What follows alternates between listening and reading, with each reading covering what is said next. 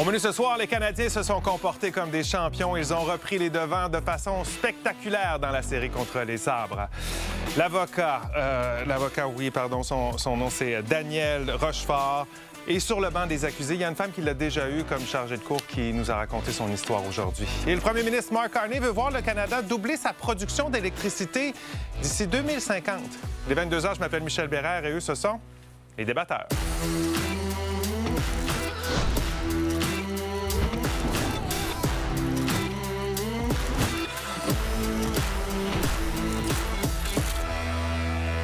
Autour de la table en ce jeudi, on a Meeker, Catherine, Justine et François. Bonsoir à vous quatre.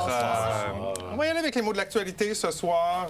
Justine, crocodile. Crocodile pour les larmes de crocodile de la députée Sona Lakonan-Olivier, qui aujourd'hui a présenté ses excuses à l'ensemble des Québécois et Québécoises ainsi qu'à ses collègues de l'Assemblée nationale parce qu'on le sait, elle a été accusée dans le rapport du commissaire à l'éthique d'avoir utilisé son bureau à des fins partisanes. Bon, alors est-ce que c'est suffisant maintenant de la voir comme ça en larmes très émotives à présenter ses excuses? Moi, je la crois. Tu doutes de sa sincérité? Oui, je doute de sa sincérité parce qu'elle était longtemps dans le déni. Donc, même si elle pleurait, on pense... moi, j'ai senti que ses larmes, c'était plus pour elle-même que pour le geste qu'elle a posé. Meeker, première. Une première série finale pour la victoire. Une première fois que le Canada pourrait avoir la Coupe Walter dans la Ligue de hockey féminine. Et la victoire qui est en prolongation en ce moment contre Ottawa. Donc, les deux équipes qui s'affrontent, c'est le premier match aujourd'hui, deuxième match samedi. Donc, une série chaudement disputée. On parle beaucoup du Canadien, mais il faut parler des filles également qui se battent pour le championnat. Regardez ces deux matchs-là. Parlant de victoire, c'est peut-être pas une première dans l'histoire du Canadien en série, mais le tricolore a effectué vraiment toute une remontée ce soir. Montréal a remporté le 5e match de sa série de deuxième tour face aux Sabres de Buffalo par la marque de 6-3.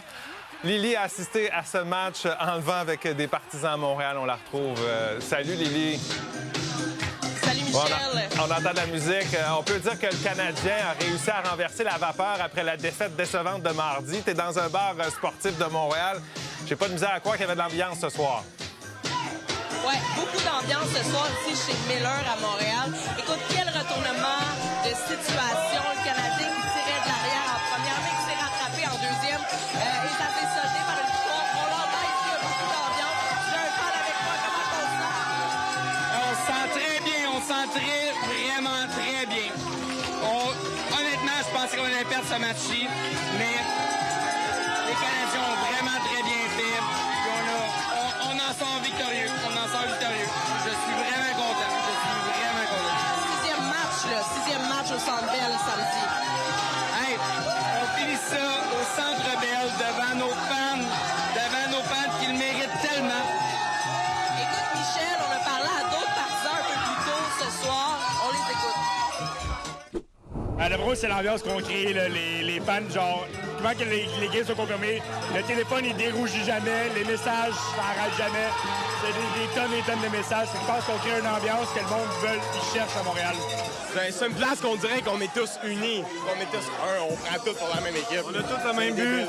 So, moi, premièrement, je suis là pour l'ambiance, rien d'autre, OK? And this is amazing, OK? Tout le monde s'amuse. C'est ma fête, by the way. Croyez-moi, le Canadien de Montréal gagne la Coupe cette année dans les prochaines 4 années. Ouais!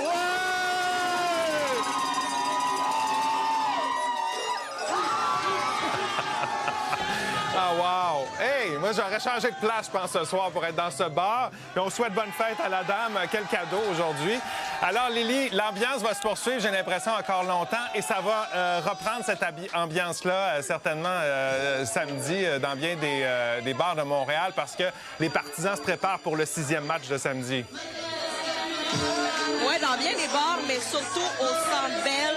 6e match décisif. Si le Canadien gagne, il élimine les Sabres de Buffalo et passe au 3e tour. C'est sûr qu'il va de l'avoir à de l'ambiance partout dans la ville, partout au Québec, ça c'est certain. Oui, on rappelle, le match samedi, ça commence à 20h. Merci beaucoup, Lily. Bonne fin de soirée. Au revoir. Bye-bye. Bonne soirée. Hey. Quel match, hein, Meeker? D'abord, dès le début, c'était enlevant. C'était un but d'un bord, un but de l'autre quelques secondes après. Un match de fou. Les Sabres ont pris les devants très rapidement. Le Canadien est revenu. Les Sabres marquent encore. Le Canadien marque 9 secondes plus tard et les Sabres finissent la première période 3-2. Puis en deuxième période, ça a été complètement l'inverse. C'est le Canadien qui a réussi à prendre les devants par 2 buts pour finalement l'emporter 6-3.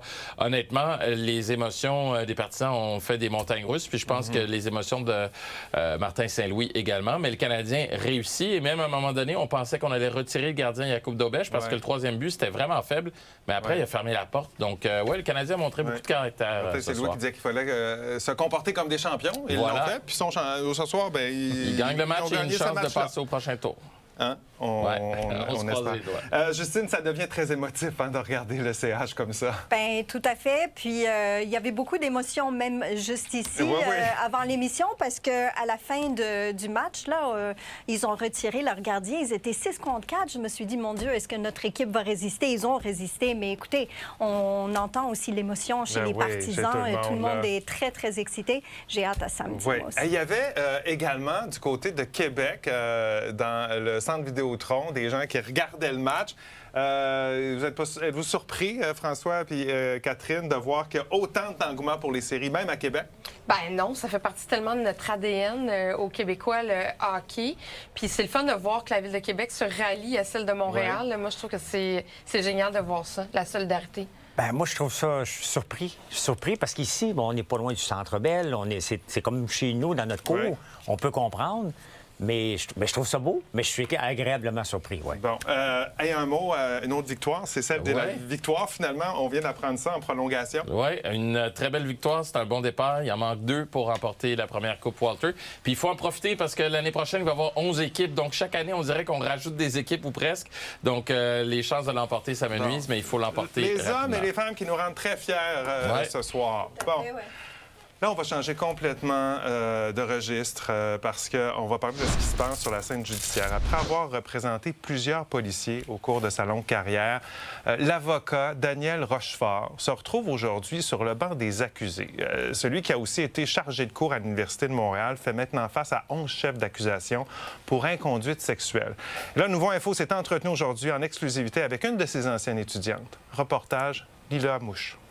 Daniel Rochefort a été arrêté jeudi dernier par le SPVM pour exploitation pédosexuelle. Il s'est fait attraper par une policière qui s'est fait passer pour une enfant de 12 ans. Depuis, il est détenu à la prison de Bordeaux. Monsieur Rochefort, de 72 ans, s'est présenté à l'audience pour l'enquête de sa remise en liberté en visioconférence. Il a 2 dossiers pour le moment qui comprennent au total 11 chefs d'accusation, notamment pour agression sexuelle et attouchement sur mineurs. Pour le moment, il a 2 dossiers qui sont existants, qui vont être à l'enquête caution mardi. Un premier dossier avec 2 chefs d'accusation de production de matériel d'abus d'exploitation sexuelle et de l'heure, et un deuxième dossier comportant 9 chefs d'accusation de contacts sexuels, incitation à des contacts sexuels et agressions sexuelles. L'intention du ministère public, c'est de procéder mardi à l'enquête sur remise en liberté, se voulant demander à la juge ou au juge de maintenir la détention de monsieur. Finalement, il va rester derrière les barreaux jusqu'à mardi. La défense veut entendre 3 témoins qui se porteront caution dans le but de le sortir de sa détention.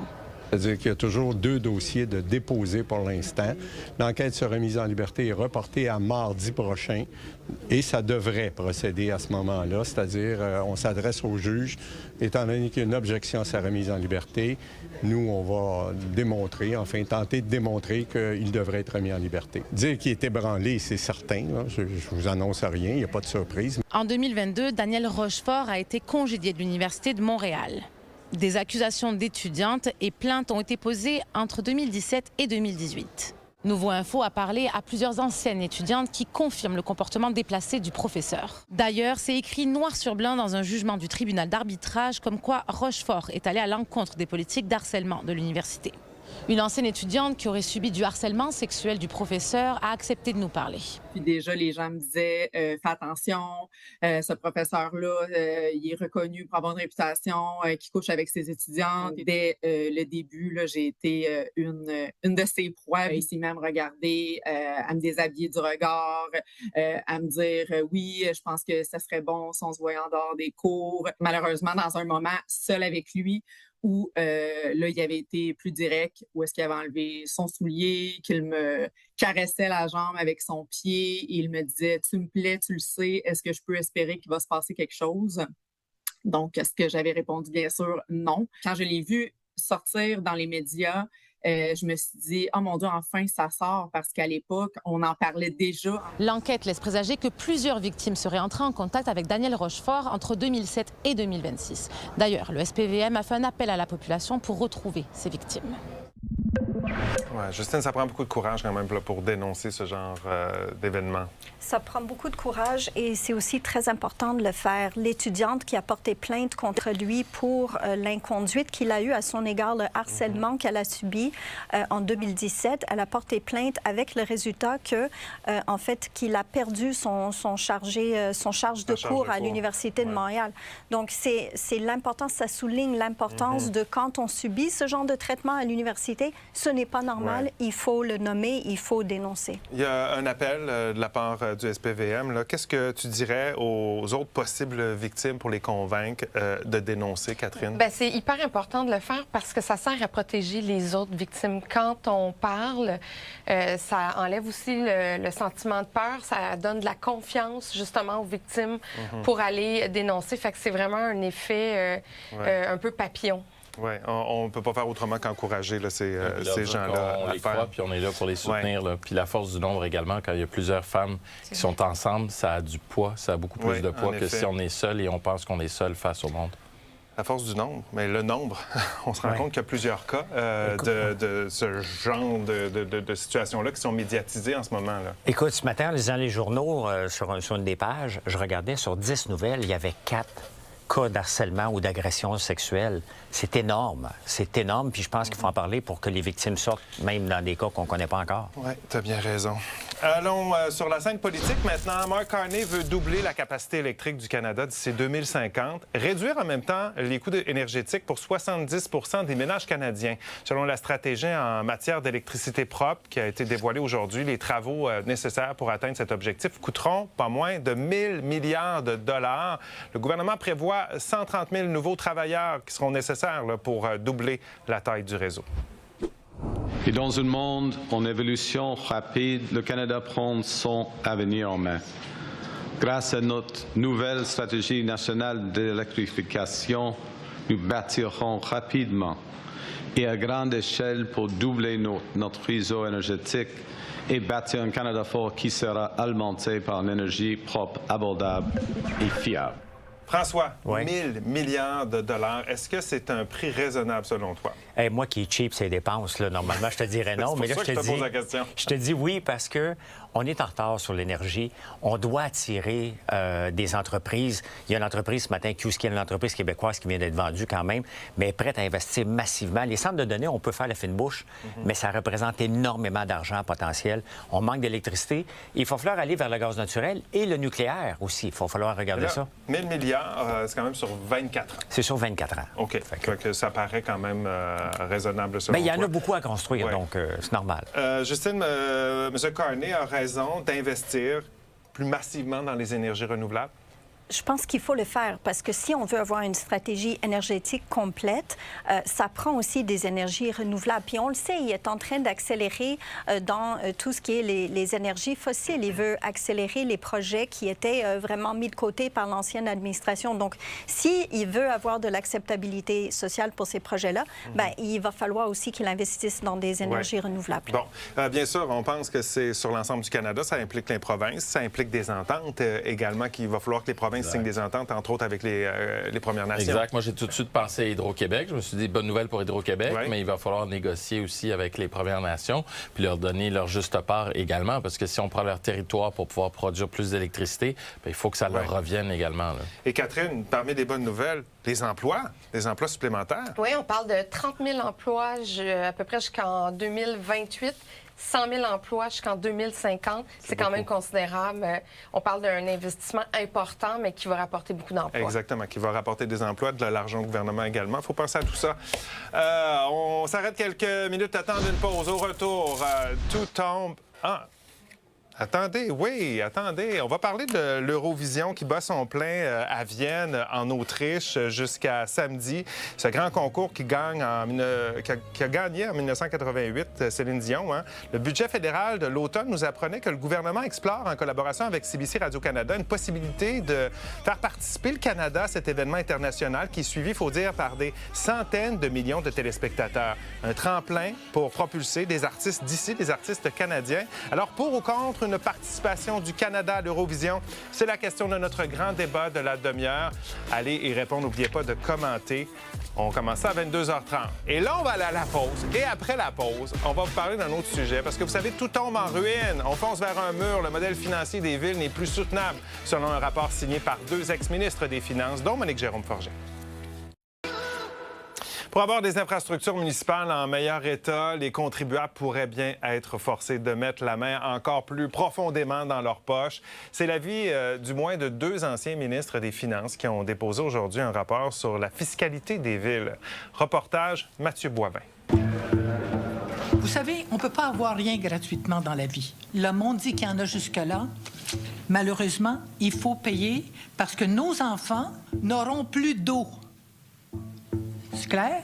Comme vous voyez, l'ex-ministre des Finances et ex-présidente du Conseil du Trésor, Monique Jérôme Forget, n'a rien perdu de son franc-parler. Elle et un autre ex-ministre des Finances, Nicolas Marceau, publient ce matin un rapport alarmant. 2 choses. Premièrement, les infrastructures municipales tombent en ruine au Québec. On est en retard de 50 milliards juste pour les garder fonctionnelles et si on fait rien, la facture va doubler d'ici 10 ans. Le deuxième constat est brutal. Pour trouver l'argent, il va falloir que les villes augmentent les taxes foncières. Pas juste les ajuster à l'inflation, là. Mme Forget et M. Marceau, qui n'ont plus peur des électeurs, proposent qu'on les aligne sur la croissance économique. La facture d'impôt foncier des contribuables, au lieu d'augmenter à 2 va augmenter à 3,5 comme ça se fait pour les impôts que les gens payent à Québec, comme ça se fait pour les impôts que les gens payent à Ottawa. En faisant un cadeau à 2 on a l'air généreux, on n'est juste pas des bons gestionnaires. J'ai été coupable, comme présidente du Conseil du Trésor, de ne pas avoir été attentive à ce problème. Les 2 ex-politiciens suggèrent que cet impôt supplémentaire s'en aille dans un fonds spécial où le gouvernement du Québec ajouterait dollar pour dollar qui irait exclusivement à la réfection des infrastructures. Si vous ne voulez pas augmenter à 3,6 %, vous aurez le choix comme maire. Mais ce que vous allez perdre, c'est la contrepartie, l'accès à l'argent du gouvernement du Québec. Du côté de Québec, le maire Bruno Marchand souligne à toutes les fois qu'il peut qu'il ne taxe qu'à l'inflation. Alors, il ne se laissera pas bousculer. Oubliez ça. Puis ça serait complètement... élaboré là-dessus. Il va falloir que Québec fasse le premier mot, c'est ça? Il fasse un mot en disant aux municipalités exactement ce que disent Mme Jérôme Forget et M. Marceau. On met un fonds. Alors non, on ne va pas le faire tout seul. C'est pas vrai. S'il n'y a pas de programme, on ne va pas là. Son adversaire au conseil municipal, Stéphane Lachance, ne veut rien savoir de taxes supplémentaires. Je pense que les citoyens de Québec en ont plus qu'assez, sont étouffés. Je pense qu'avant de quêter, il faut quand même se nettoyer. Le problème, c'est pas qu'il manque d'argent, il en sort trop. On a demandé au président de l'Union des municipalités du Québec si les grandes villes étaient prêtes à administrer un choc fiscal à leurs contribuables. Bien, c'est clair que si on veut faire ce grand pas-là, ça prend l'aide du gouvernement du Québec. Ça, c'est officiel. Puis on veut entendre clairement les partis politiques sur cet enjeu-là qui est important, qui est prioritaire pour le monde municipal. Tout ça s'en va donc aux élections à l'automne prochain. À Québec, Mathieu Boivin pour Nouveau Info.